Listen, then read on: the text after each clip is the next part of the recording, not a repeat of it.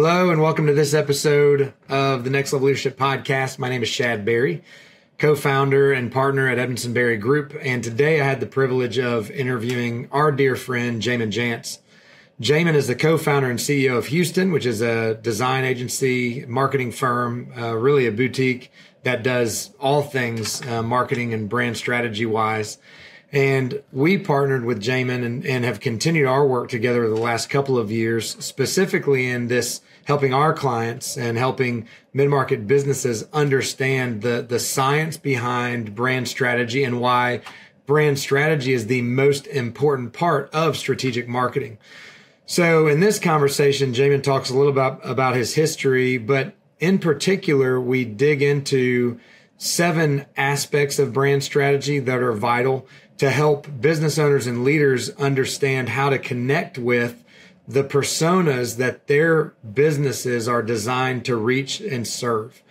And so many of us in the mid-market space tend to make the fatal error of starting with tactics, social media, websites, design, logo, etc.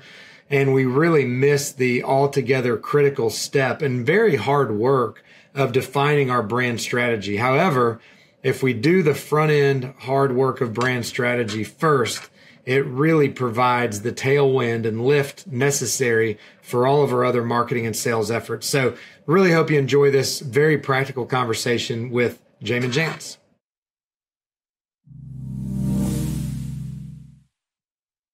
So, Jamin, great to be here with you. Good to be here again. You've been here with us all week from San Francisco, and we have had the opportunity to lead a couple of workshops. And for those who do not know you, your area of expertise is really in the realm of branding, brand strategy, marketing, and kind of the relationship between those things and movement. So tell us, first of all, your background in that work. How did you get into that, and why do you love it so much? Yeah, I mean, should I start from childhood? Yes. So your lemonade stand. Well, my lawn mowing business. Ah, that's right. Yes. So when I think about kind of looking back at life and kind of these moments that were really impactful for me, I kind of break it up into 3 distinct sections. And so the first one was starting a lawn business, but the backstory was my first job. I was cleaning toilets for $4. It's a good, noble first job. It was $4.15 an hour. And so I'd work 8 hours, and after taxes, take home like $30. Who are you working for? That was severely under minimum wage even back then. It was. Even back in the 20s when you were a child. Even back then, and that's a different story. Okay. Yeah, it was less than minimum wage for sure. So one day, my elderly neighbor came over and asked if I could mow her yard. And growing up in South Carolina, summers are very similar to here in Memphis. They're hot, muggy, buggy, but I was like, I'm going to do it. So I mowed her yard, and she paid me $20. And it took me about a second and a half to realize that $20 an hour is significantly more than $4.15 and you're not in the toilet. And I'm not cleaning toilets, and I'm working for myself. And so in that moment, I realized like, oh, I want to build a business. So then I printed up some very fancy flyers and started knocking on doors and discovered that I had some entrepreneurial streak there. I was willing to endure pain, knocking on doors, being rejected. I was willing to figure things out and built a little lawn business. So that's kind of chapter 1 and intro to entrepreneurship, if you will. Intro to the hustle. Yeah, the hustle. And then fast forward to in college, I studied journalism and communication. And I never at any point wanted to be a journalist. But what drew me to that field was I loved words. I loved communication. I loved what I realized later. I love telling stories. Mm-hmm. And if you dig even deeper, it's that human connection. It is the ability to connect with another human on an emotional level, make an impact that maybe changes their mind, causes them to take an action, moves them in some way. And it was really a powerful opportunity to experiment with that. When you're young and the stakes are low, and one of the most powerful ways or impactful ways I got to do that was working on the school newspaper and being the editor of that newspaper my last year. And so I learned not just how to communicate, but how to take a bunch of different stories, try to weave a single big narrative or theme, and and take those disparate parts into a cohesive whole. And I also learned how to manage a bunch of rowdy, classmates who you don't, just because you're a leader doesn't mean that people follow you. You Right. learn those kinds of lessons. Yeah. And even managing up to kind of an editorial board and kind of navigating those dynamics, because what I thought as like a 20, 21-year-old was a great story, the editorial board didn't always agree with that. And so things like that. And that was kind of I would say that was like my intro to communications, but you also could kind of talk about it like brand a little bit. And if you zoomed way out. And then the last chapter was spent a long time working at a startup, and a tech startup, and that's what brought me out to San Francisco. And there was a season where I was launching new cities. So our growth model was city by city rollouts, and one of my responsibilities was to build the marketing playbook of how we did that. How would we roll into a city, build brand awareness, activate the people that were there to take the action that we wanted to take, learn, blah, blah, blah, rinse and repeat. So super fun, super exhausting season of life. And what was most impactful about that season is that those efforts ultimately failed. So it's not this grand story of like, oh, this is so fun. And that's how you got rich and famous. Yeah, no, it failed, and it failed miserably. And what I learned through that was really some of the core critical lessons around why brand strategy and then effective marketing tactics that come out of that is so important, because we failed, and this is a vast oversimplification, but we failed to attract the right customers. And so we were having great success selling our thing to the wrong people. And then eventually over months, when the wheels fell off, we realized that, but then big ship, small rudder, very difficult to change course and learn some hard lessons, but very, very valuable lessons in the long haul. So that's a very long-winded way of like kind of 3 major chapters of what has really informed the work I do now. And what, I guess with the work you're engaged in and informed by the backdrop of those different experiences, what I know of you is there's a deeper sense or deeper why behind what you do. How would you describe that? The why to your what? Well, I think the why, and when you say that, where my mind immediately goes is Simon Sinek and his Start With Why, his book, which came out of a TED Talk, and I think that maybe where we're going here is talking about brand strategy, and those lessons I learned in the work that I do is that when I work with clients, so often they come with a problem, which is like, I need you to help me do a thing, build a thing. So it's starting with the what on that, website, brand, email marketing strategy, yada, yada, yada, which is actually the very last thing that you need to do. And if you start pulling on those threads and digging there, you quickly realize that they don't understand why they want that thing. They want it because someone told them they need a website, or because their website's old and or it's not working. And so they just think that if there's a new fresh coat of paint or something like that. And so it's often born out of a point of pain, but most mid-market businesses have not yet done that work to really understand the why before that. And what is that why? That why is really the desire of that company to make an emotional connection with their market.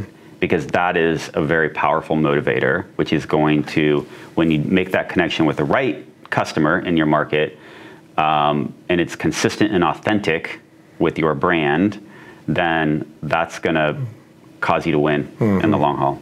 Well, and I think knowing you, I think what I was alluding to as well, and what I admire about you is the interest that you have. What I've experienced is your interest in helping people connect with their right audience. It's like you definitely have a very unique gift and passion and personal interest in helping those clients best connect their message, clarify their message so that the right people can find them. And there's just an authenticity to that.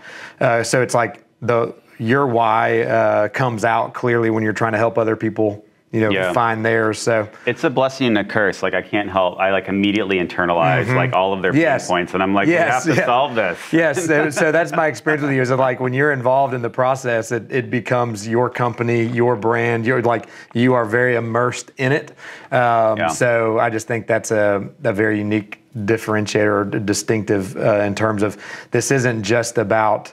And that's how we've always described ourselves, as relationally centered, which is partly why our partnership works. Data informed, we're taking real research-based and data-oriented feedback to be able to do what we do well, but also experientially proven. They're things we've done and are doing. So I just admire that. So part of what we wanted to talk about specifically today, and you started to introduce, was this idea of brand. And it seems to be something we often in the mid-market get wrong for a lot of different reasons. But what are some of the things or misconceptions about brand and branding that we tend to bring with us into our businesses in the mid-market space? Yeah. It's a great question. We should probably start by just defining what we even mean when we say brand. So like what do most companies, or and maybe that's an unfair criticism, but when someone says brand, what do you think of, like most people think of? Logos, right? Logos and colors and websites. The things that we can like feel and touch, right? And those are the things that again, those are the very end of the experience process between a customer and a brand. And so that's what comes to mind first, and that's totally reasonable. Well, and a lot of that is because of the emotional connection we may have with the brand. That a logo, we don't realize that that's what's happened, but we think about powerful logos or marks that represent an emotional connection. Not to get ahead of us, but no, that's great, and that it makes me okay. My mind's going like a lot of places. So the first, I think, a helpful metaphor here is like an iceberg, right? So when you see an iceberg, typically it's like 10% above water, 90%, 80%, whatever is underwater. And when we think of that as a brand, as a construct for a brand, the logo, the colors, the typography, maybe even the marketing messages, all the stuff that we see and can touch and feel, like that's the part that's above water. And so then that begs the question, if that's all above water, what is below water? And that's when we really start to peel the layers back on what we would talk about as brand strategy, which is the scaffolding, the framework, that all of the hard work that's unseen and intangible that goes into carrying that brand from that company into an experience where you have that emotional connection like you talked about. So let's... how could we tease that out? Okay, well, and here's an easy one, like Nike. You mentioned that, right? So what is the tagline for Nike? Yeah, just do it. Yeah, and so I'm a child of the 80s. You're a child of like the 40s? It was at least. So child of the 80s, growing up, if you said Nike, I have a very clear image that pops into my head. And you could probably guess it. It's Michael Jordan. It's Michael Jordan. And what is he doing? Dunking a basketball from the free throw line. Exactly. Tongue out, flying. And you probably can't tell, but I'm super tall. Really good at basketball. And really good at basketball. That's right. And so I spent a lot of time in the backyard wearing my Air Jordans with my brother playing basketball. Dunking. Definitely dunking. We moved the basketball hoop up to like 11 feet because it was a little too to make short. It fair for everybody else. But replicating that, and we didn't know as 10, 12, 13-year-olds, we were just playing basketball, but we were acting out a story of this emotional connection that we had with Nike. And Nike's masterful at telling these stories. And if you look at any of their ads, like, do they ever talk about the shoe? Do they ever talk about how it's high performance? No, they just show these stories of Michael Jordan. Pick your sport. There's a really powerful one going around as we go into the Olympics right now that they made. So they're a master at taking stories and turning them into emotional connections that cause people to then have that feeling when they see that logo. So how do, when we think about brand, describe, so the tip of the iceberg is what we see and visualize and touch and feel and experience. What's beneath the surface? What's under that iceberg? Yeah, so maybe it would be helpful for us to break that down, like structurally how we work on it together, because there's a lot of different, depending on, you look up brand strategy, you talk to different groups or organizations, agencies that are going to work on it. They're going to have different labels, and but the best brands, let's start there, and then how did they get there? So the best brands are the ones that are making those emotional connections with their audience through telling stories. The stories can take a lot of different forms, but at the end of the day, that's what they're communicating. They're not communicating features and products. They're communicating an emotion. So the way, and then when you look at how a lot of companies, and especially mid-market companies that are smaller and don't have big marketing agencies internally or don't have big budgets to go hire, big New York agencies, we flip that process and we start with tactics, because tactics, we think, is what's gonna move that needle.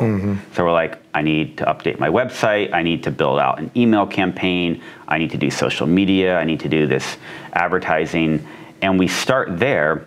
But without that strategy, how are you possibly going to know whether or not that's effective, or whether or not you're even aiming at the right thing? So how do we get there? We're talking about a framework. That framework, correct. For incrementally, I guess, developing that brand, the substance of the brand. So before we get there, it's like, here's another way to think about this, is like, we intrinsically understand that if I got hired for a job and they were like, hey, go start doing stuff, move the needle by doing tactics, you'd be like,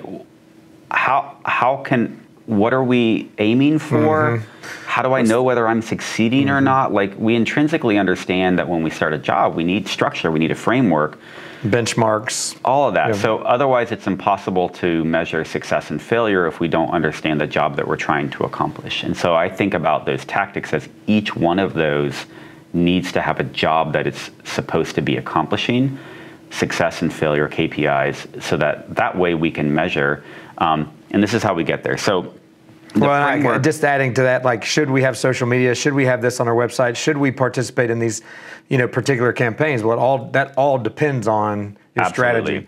It all depends. Yeah. So I think a lot of the things we engage in, whether it's email campaigns or advertisement, things that we buy, if it's not defined by this framework you're about to cover, then we don't know if we should be doing it or not. So real high level, and each of these is like a lot of work, heavy lifting and module, but the way that we think about this would be starting with your brand inspiration. And so that's when we get into that Simon Sinek, start with why, not what you do or how you do it, but you need to understand your why, because everything flows out of that. That's like the golden circle. Which is harder to get to than, that's why we don't get there often, because it's really hard to define. Yeah, and because it's intangible, there's this constant gravity to just move into the tactical. So starting with that inspiration, which is what inspires you, what inspires your customers, and then moving in from there into differentiation. So then, who are your competitors? Can we touch on inspiration a little bit longer? Just a second. Yeah, we can go. We'll get stuck there. It'll be easy. I know. We'll spend all day. Well, I think another great illustration, we love Seth Godin, his book, This is Marketing. He references an old illustration, an old professor that said, people don't want a 1/4-inch drill bit, they want a hole. And he said, well, actually, they don't really want the hole, they want the shelf that the hole is going to go on. They don't really want the shelf they don't want the shelf that it's going to rest on that screw. They want the sense of accomplishment that comes with having done that themselves. They don't only want that, they want the affirmation from their spouse that's patting them on the back. So it's like recognizing that each brand, I think often in the mid-market we diminish or we compare ourselves to the Nikes. We're using these big brand names, which I think the risk there is in the mid-market we go, well, that's not us. We're not Google, we're not Apple, we're not Amazon. But these are just easy ways in a short amount of time to illustrate the power of brand. Every brand, every company has the ability to make that emotional connection to help people matter and belong, or to feel some sense of safety and security. So I think when we're at some point we have more conversation around that, teasing that out of what is it that your entity is delivering that helps people feel that sense of connection, mattering, belonging, security, safety. Yeah, and that's why that is a whole module. Right. And there's content around it that might take only 30 to 90 minutes to go through, but then the work that comes out of that you need to do either as an owner or with your executive team or in partnership with an outside consultant or agency could take weeks. And it's a lot of hard work, and it's a lot of soul searching, and just being real honest and pressure testing. And then once you understand that, and here's another thing that should probably be called out is another, I think, pitfall that we face when we're going to do this kind of brand strategy work as a mid-market company is that we think of it as a finite work. We need to start, do this. finish, we do it, perfect it, and perfect it is the enemy here, because that work is never done. And the reason it's never done is that if you are successful, or even if you fail, your company moves into different seasons, right? You grow, it evolves, and now it's a different entity. Markets shift, your customers shift. Like, all of these things are incredibly dynamic. And so part of the value and the hard work of this process is that you do it, you get it to as high a level of confidence as you can, you move into your strategy and implementation, and you execute on that. And then you just kind of like rinse and repeat as you learn and as you grow and as you evolve, and you're like, oh wow, this isn't working anymore. But now you have a framework, and so you can go back to a particular piece of that and say, let's figure this out, tighten it up, maybe we need to change this update, or maybe you launch a new business line and now you need to go back and figure out how that impacts everything else. Like, it's constant work. And so part of the hope here of building out this framework with you is the whole process is that those business owners have a framework that they can go back to and have a higher level of confidence than just immediately like jump into tactics. Right? And I'll let you finish saying the framework. I've interrupted you a few times, but it's all good. You're used to it. But this framework is rooted in all of that research historically of what these agencies and these large brands do with everything they create. It's a process that they go through and are very intentional about. And again, in the mid-market space, not to beat ourselves up, it's just not something we tend to focus on or give it the attention that it deserves. And in so doing, we really dishonor our effort, like by not spending this time to really tease out the heart of what it is we're trying to accomplish and the benefit, not necessarily the practical benefit that it's delivering, but that emotional, relational benefit that it's delivering.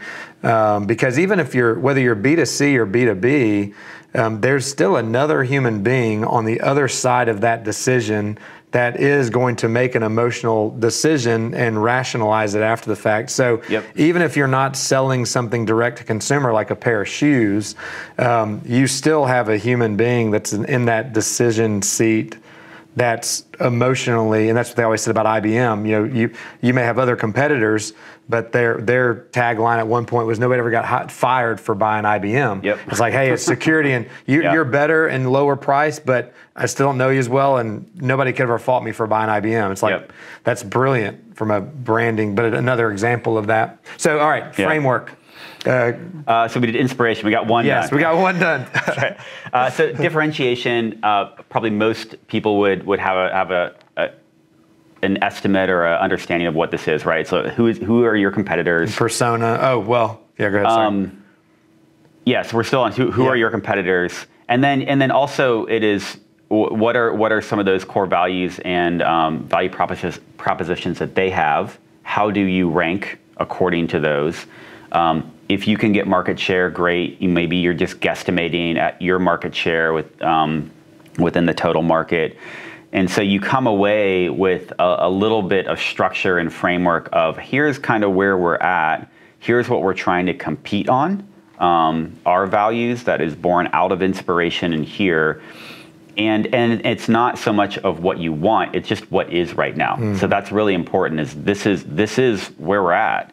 And then later there is work of where do we need to move, but this will, at least will hopefully pull back the curtain and help you be honest with the current state of the union. Thank you for listening to the Next Level Podcast. Hope you're enjoying this episode on brand strategy. I wanted to give you a quick opportunity. If you are wondering or curious about the effectiveness of your own brand strategy and marketing efforts, we have a free online marketing assessment. The link is in the show notes. You can complete that assessment, even schedule a one-to-one review with Jamin if you want to spend some time digging into that, just to assess the quality, caliber, depth of your own brand strategy. Fill that out. We'll be notified automatically. Reach back out to set a time to conduct a review. And if you listen to the rest of the podcast, we'll go into more detail about an opportunity for an online brand strategy toolkit that would be available to you to further your work on your own brand strategy. Yeah, and I think what I've appreciated in that step too is getting very definitive about who it is we are attempting to serve, support, and deliver goods and services to. Getting very granular about that viable market and how much of that market share we have and want to have. Very thought-provoking, kind of revelatory process. Yeah, and so customer personas are certainly part of that. A lot of, I'd say probably every mid-market business probably at least has a vague idea, you know, obviously, or they're where they're aiming towards. But there's a lot of work that can be done there to really refine that and hone that. One pitfall I'll throw out here when it comes to customer personas is we often want to try to make as many as we can or make them as broad as we can to actually I have two pitfalls. Actually, I have three things. All right, so real quick, one of my old bosses used to start every explanation with, okay, I got three things. And then he's like, it doesn't matter if you have one or three or five. If you say I have three things, everybody thinks you sound a lot smarter. Right. So just always. It works, three. yeah. Yeah. So I got three things. Three things, yeah. You've thought this through. As I was giving the explanation, I thought it through. So one, that's a risk, right? We try to make them broad so that we can rationalize in our mind maybe more of a spray and pray approach, or we just want to think that we have growth opportunities. Fear-driven often of I don't want to leave anybody out or miss any opportunity.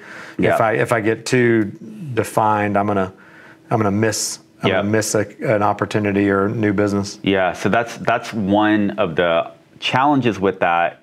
And the hard work to do is to actually get that as tight as possible.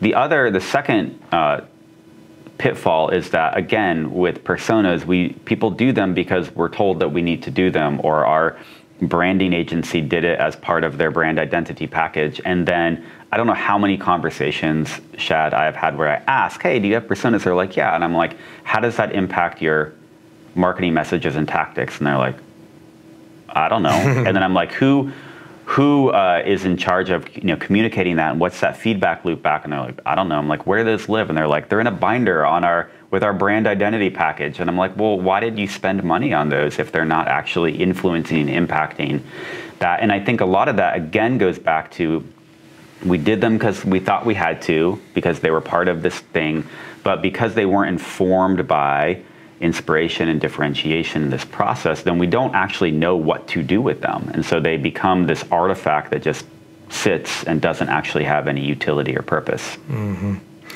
Yeah, I wish we could instill into every business the absolute importance of and value of taking the necessary time to define those personas specifically, because trying to communicate to everyone is impossible. You communicate to no one. Right. So when you do that, the freedom that you actually create for yourself and for your marketing efforts and for your sales team, and you touched on this in your workshop of, there's the persona, and there's also the anti-persona. Who is it for and who is it not for? Yeah. That is really clarifying when you're beginning to try to connect emotionally and relationally with the marketplace and educate them on what you want them to think about you. So really, really vital step that we all need to take. Yeah, and it helps define those edges, which, the freedom within constraint, which we know is is powerful, but yet we're always so bristly to embrace that constraint. I was having a conversation earlier, and particularly with this business, like lots of personas and this feeling of like, I don't know how to message to all of them. And this, I either am feeling this draw to message broadly so I can hit all of them, or message individually. And part of that work is like, well, maybe you have too many, and maybe you're trying to be all things to all people. And so some of that is uncomfortable and scary work to work through. And so which that's why this is so hard. But once you have that clarity, now it's on the table, and now you can contend with it, where before you didn't know that. So even in that uncertainty or that difficult work or even scary work is really powerful in clarifying and focusing for then where you go from there. So we got inspiration, differentiation, all part of the framework. What are we at? Sorry, I rattled these off. Yeah. Well, we did. Yeah, inspiration, differentiation, and then positioning. Yeah. Okay. So yeah, positioning is now. I mean, think of these that we're building the scaffold, right? So these just continue to build on each other, or you're pulling this thread forward. So now that we've got like what the brand inspiration, and we understand who our customers are. That's our market. We understand our market. Now we can start to piece those together and start figuring out how we fit into that market. And so part of that can be, I'm going to take this one, positioning and brand architecture together, because then what you're doing in these two modules is you're starting to fit your brand into that space. Maybe you have decisions about, are we like a family of brands? Or do we have product lines? Like there's a lot of decisions there around that. And then what is our brand persona? And you start basically building out these pieces.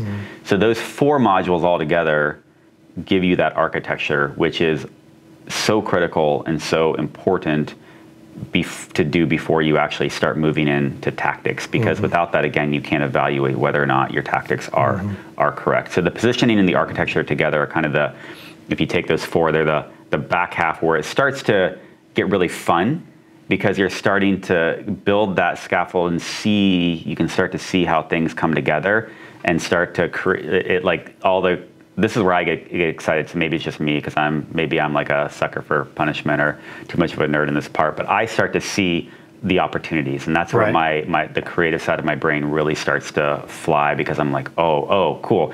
Here's some messaging that we could experiment. Here's a gap in the market that our competitors have left open, and we can, and that's authentic and fits. So let's move into that space, and all of those things really start to become clear when you get into your positioning and your architecture pieces. Yeah, and you're no longer guessing. I think that's the energizing part for people, is you're not just feel like you're spitting into the wind. It's like you know exactly what you're aiming for at that point. Yeah.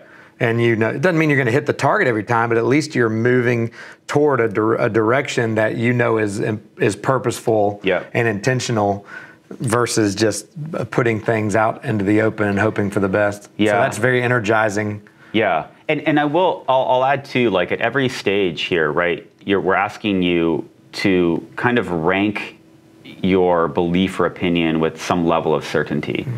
And that certainty could just simply be like, I don't know because I'm just guessing here, but some of it could be like, I don't have that data.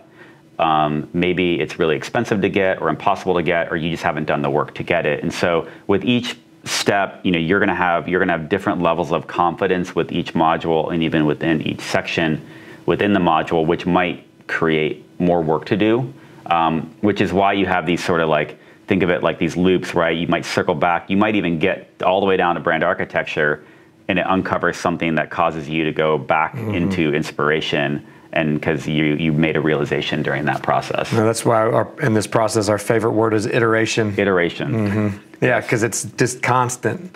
It is a creative, evolving process, because we live in a dynamic, adaptive system. So the world is changing, we're changing, people are changing all the time. I do want to. Maybe this is the wrong time to ask this question as we're working through this framework, but one that I've heard you ask, and we let our groups wrestle with, is that question of, would you rather have a strong brand and an inferior product, or a superior product and an inferior brand or weak brand? So what would, and it's more fun hearing a room of people kind of take turns riffing on that, but and those listening can certainly have their initial reactions. But what kind of feedback do you get from people when you're asking that question? So I would say it's usually the weak brand, strong product and service, because is the first response. It's the first response, and it's a very natural response because you have most of these companies in the mid-market space. You know, they're delivering, it's a founder. They started the company. They built a product and a service that's very strong. They have a lot of pride in personal to them. They've really refined operational excellence. All these things. Yeah, they've got an emotional connection to the thing that they deliver at the end. So I ask that, right? We go around the room, and that's typically like heavily weighted on that side. And this is not like right or wrong, but it's to uncover where we're thinking and where we're focusing our thinking on, because all like your product and your service is part of your brand promise. Obviously, it's like one of the most critical things, and so we tend to sit there. So then I give that Nike example. And then I give another example, which is liquid death. Right. So, and I love actually asking who has heard of liquid death, because it's usually only about half of the room. And then if you're over 40, probably. Correct. Yeah. And so what I love about that is that's a perfect example, because, and then for the people who've heard about it, or I'm like, what is it? And you get a mix of like, is it an energy drink? Is it alcohol? And then you're like, oh, it's water in a can. And those are all, like, those answers are purposefully, they're intentional by the brand strategists that developed liquid death, because they're targeting, teenagers that want to walk around with something that looks like a beer can, or has a like really cool a little more brand. Edgy. Yeah, it looks edgy. It provides just like social cred. I guess an edgy LaCroix or Waterloo. But it's not even that. It's so when it launched, I mean, it's literally just water in a can. And so you have something that is an absolute commodity product that was masterfully branded and then rolled out, messaged to a very specific audience, and has a market valuation of $1.5 billion. So I go through those two examples, and then I ask the question again, and typically the room reverses to, I would rather have a strong, powerful brand. And so then we tease that out. And there's lots of nuance, and there's lots of arguments and counter arguments for sure in that. But those illustrations demonstrate that the brand, a powerful brand strategy, and the brand identity and the marketing strategy that grows out of that is what is so incredibly powerful, because at the end of the day, Nike, Liquid Death, they're making that emotional connection with their customers, and that emotional connection is what is driving the purchase, and not the product. And how much we overlook as a result of that connection, their shortcomings, missteps, failures, recalls. I mean, whether you're looking at Coke or Apple or Nike, where it's made, how it's made, and we still keep lining up to buy this stuff.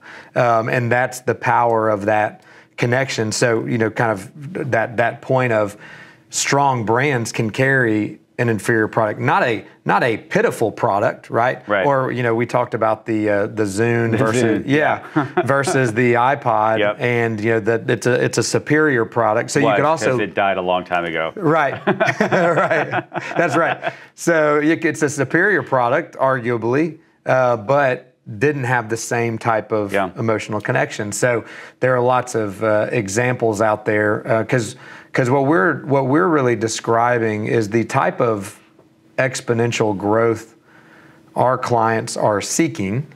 The lift or the tailwind that they're seeking is largely going to be the difference of a strong brand strategy. You can grow a good business through some really good effort, hard work, hand-to-hand combat, door-to-door sales.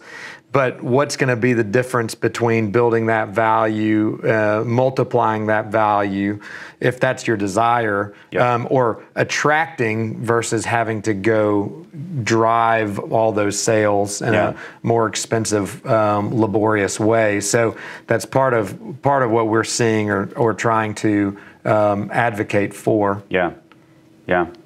So other examples there. I know we've had some interesting ones over the year. I love the comparison between the Bud Light and the Coke. That's a great story. Yeah, and that's a good one to follow on. The idea of is your would you rather question? Mm-hmm. Because what that unveils and reveals is that your brand ultimately at the end of the day is an experience, and what you are delivering is an experience. Even if a product and service is part of that experience, it's still an experience. And so then once with the Nike example and the Liquid Death example, then there's a great question of just who owns your brand. And I ask that in like an intentionally kind of vague way because you could interpret brand in a couple of different ways, but there's always really fascinating dialogue around that because, it's, well, I do as the owner, or my employees that are on the front line and interact with our customers in whatever fashion that looks like, they own the brand. I'm a curator. I deliver it. And I always love that dialogue as people start to think about this, oftentimes for the first time in a much more critical and thoughtful way. And so then the two examples that I love to illustrate this are Bud Light and Coke. So Coke was the classic example when they rolled out New Coke and this is what gets studied in MBA classes as historically the worst marketing fail of all time until Bud Light. So we all know the Coke or just to summarize it real quickly if you're not terribly familiar with it, but they did a bunch of market research. They were thinking about rolling out a new formula. They tested it in blind taste tests. And the new formula outperformed, right, by a huge margin. And so it makes all logical sense that then you would roll that out and people would love it. And so that's what they did, and it failed miserably, and it was a massive backlash.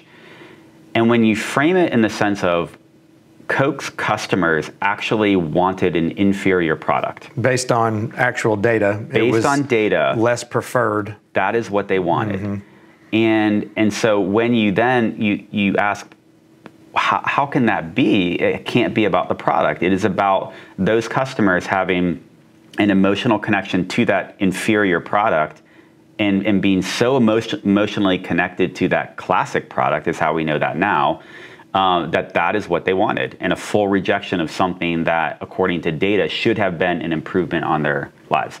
So that is not anymore the worst marketing failure of all time because of what happened with Bud Light last year, where they managed to erase $20 billion in market valuation in a very short amount of time. And so this one was where Coke, you could probably make some arguments that they followed like a line of logic successfly, and it just was wrong. But with Bud Light, there was this desire to expand their market. Sales were flat. They're trying to grow. So the VP is like, hey, let's roll out a marketing campaign that will appeal to a new audience. But in doing that, they absolutely alienated their faithful audience because that audience, that original audience, felt that that was an inauthentic message for what their connection was to Bud Light. And then, of course, Bud Light doubled down, and then they backtracked, and then that alienated the new audience, and now everyone's pissed at them. And that's when they just had, you had those like YouTube videos of people like blowing up their Bud Light and burning them. Running it over with trucks and tractors. Which was like, that is lots of free advertising for them.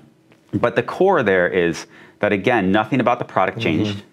The Bud Light before and the Bud Light after was the exact same product in the cans and bottles. But what changed was their audience felt that Bud Light was being inauthentic to the brand that they had a connection with, and they paid dearly for it. Well, yeah, and this is all about who owns the brand. Yeah. Because that's the question on the table. Because when we ask that question to businesses and business owners, there's lots of good answers to that. You certainly are a steward of that, a caretaker of that, have a responsibility for it. You deliver it. Right. You represent it. Your employees represent that authentically. So it, we'll say often, if you don't brand yourself, you will be branded. So what the market has to say about you is ultimately where that brand rests and lives and thrives or dies. And so in those cases are, extreme examples that we're talking about, two of the worst marketing debacles in history. That's certainly not something that we tend to be faced with in the mid-market. However, it does illustrate the reality that one, people think about the power of that emotional connection to a beverage. That's kind of bizarre, further proves the point of how a brand can help people feel like they matter and belong. So much so that they would be offended by your attempts to change something about it. That's kind of wild when you think about it. But your ability to, for better or worse, make that emotional connection and then honor that and be consistent with it and authentic with it becomes imperative. But if you don't know what it is, and so that's what's really interesting is the common mistake, I think, between Bud Light and Coke is they misunderstood how the market felt about them. And that's pretty fascinating to think about. All right, so we've gotten to, I think, 5, two more or 3 more. I think we're at brand implementation. So we're at audit. Okay, audit. And then strategy and implementation. And then there's a 7th one around naming, which really is only relevant if you're either renaming your company or maybe you're launching a new product line or a new company, right? So I think we could just talk about audit and then strategy and implementation. So the first 4 are the scaffolding. And they also then provide a mirror. And I love my mixed metaphors. So a scaffolding with a mirror. Right. I can picture it. So the audit is really looking at what are you doing right now? And then comparing that and evaluating that against all of that great work that you've done so that you can say, oh, we shouldn't do this anymore. Or this messaging doesn't match up with the work that we've done. Or there are marketing channels that we're not present on that we probably should because our customers are there. This is where they are. So you have this audit where you're just going through the current state of the union and identifying the gaps and opportunities that exist right now. And then that allows you to move into strategy and implementation, which is, again, where we often want to start the process. But now we have all of this valuable information that actually allows us to do that in a really informed, thoughtful, authentic, and in a way that then we can measure success and failure at. And so then building that plan and then executing on that plan and whatever that looks like. If you're going to put money behind an effort, if you're going to invest in SEO or design or a website, you want to make certain that you're putting the fuel in the right rocket, and that's really what this process is designed to do, is to make certain that we've got the right rocket, we've got the right fuel, and it's pointed toward the right orbit, so that we can be where our clients are in the market that we want to be in, connecting with them in the right way. So it's really, as I've said before, incredibly empowering. Because you're eliminating a lot of the guesswork. Where mid-market business owners can often maybe not want to invest into this process, it's because of the intangibility. They're like, but what am I getting? My feedback is that it's actually it's de-risking your future investments. And so in the long run, it actually will save you money or give you a greater return because you're actually investing into things that are aligned and in line with what you're trying to build. And without that we just need to get a website up because we've got this new product that we're launching, and so we need to be able to promote it. It's incredibly risky. And maybe it works out, maybe it doesn't, but you can't say with nearly as much confidence that you're building the right thing for the right customer if you haven't done that foundational work. And Ken, my partner often says, unless you have a patent on something, or you have this advantage, or that's the only thing like it, then you've got to do some kind of brand strategy around it to get the return on the investment that you're going to be making to connect with the market that you intend to serve. So it's absolutely vital work. And most of the time, and you're in this field much more deeply than I am, but it seems, based on feedback and experience, when we go to marketing agencies or firms, they tend, and some of it is them responding to our demand. We demand, give me tactics, and I don't want to pay for the strategy part. And so they've learned, I've just got to deliver some product to the best of my ability, because that's what people will pay for, because we don't have an appreciation for the strategy part. So what this, and we haven't really talked about this directly, but the Marketing MO brand strategy toolkit that we use in our work is once you've gone through those 7 modules, it's this brand strategy brief or Bible that you can hand to any agency, and they will be grateful to have the clarity around what it is you're intending and attempting to do, and what market you want to serve, and what message would be authentic, versus them having to try to figure that out. And I'm really glad you framed it like that, because one thing that this process, these modules are the creative process. You are not doing the design work. You are not creating the marketing messages. That is either, if you have an in-house team or an agency that you've hired outside, they're the ones that are responsible, because they're the subject matter experts in that. But having this Bible, like you put it, is what empowers them to create the right ones. Otherwise, they're trying to do it with one hand tied behind their back, and they might try to help you with that process. And oftentimes, if it's me getting hired to do that through my agency, and a client is we don't want to pay for that, I'm doing that work because it's got to be done, and I'm either trying to convince you to do it, or I'm doing a haphazard job trying to get parts of that done because it's necessary. It will get done. It might get done poorly or quickly, but you can't create these things without doing some of that work. And so, you will be either your marketing team's best friend or your agency's best client if you do this work and hand this off to them. Yeah, and we often say you can't outsource your inspiration. You can't expect a third party who hasn't been eating, sleeping, and breathing your market and your work to come in and fabricate or represent your inspiration for what it is you're setting out to accomplish. That, from an owner's standpoint and a leadership team standpoint, we have to own that. And then let the experts or professionals translate that, interpret that to the market visually and from a copyright standpoint.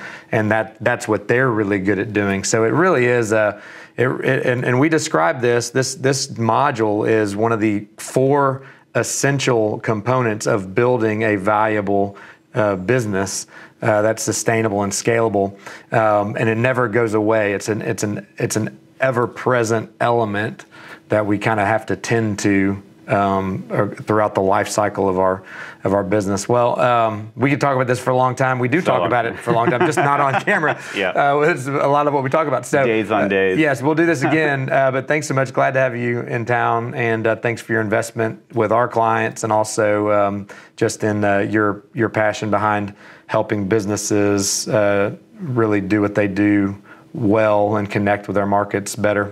You're really gifted at it. It's been fun. Thanks, Shad. Hey, man.